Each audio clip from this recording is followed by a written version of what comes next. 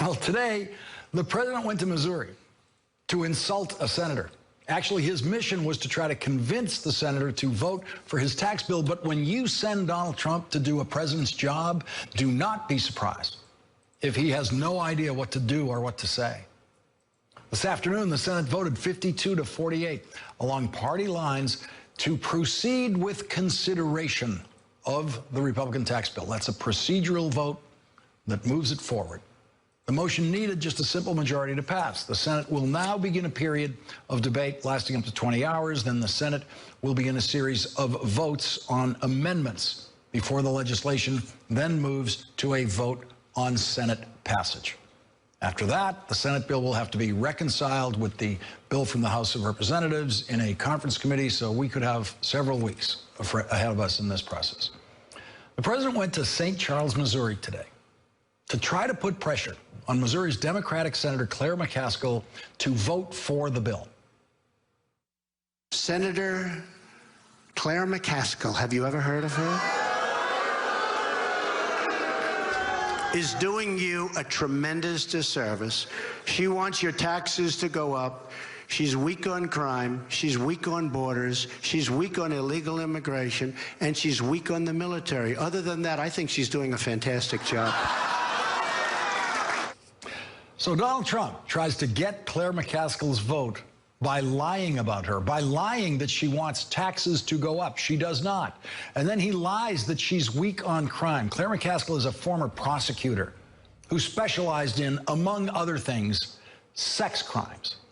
The kind of thing Donald Trump's candidate for Senate in Alabama is accused of doing with a 14-year-old girl. And there is no politician in Washington who is weaker on crime than Donald Trump, especially when it comes to sex crimes. He is the only politician in Washington who is trying to elect a man accused of sex crimes with a 14-year-old girl to the United States Senate.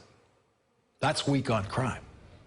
Claire McCaskill is not weak on borders or weak on illegal immigration. She is not weak on the military, as Donald Trump accused her of being in his string of lies. And she is strong on resisting the lies and the policies of Donald Trump.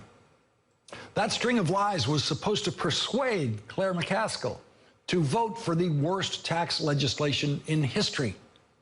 She voted against the Trump tax bill in the Senate Finance Committee already.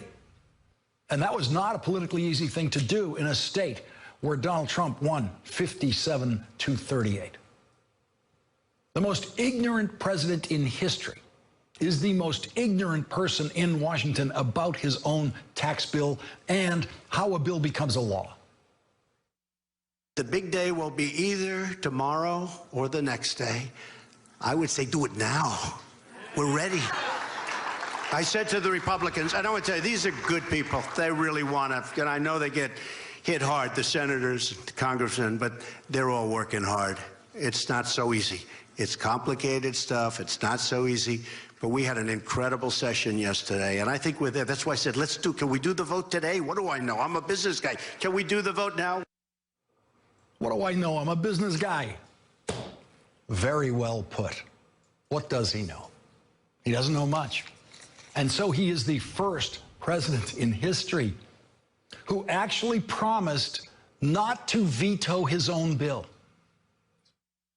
If they send it to my desk, I promise all of the people in this room, my friends, so many friends in this room, it's a great state, I promise you I will sign it.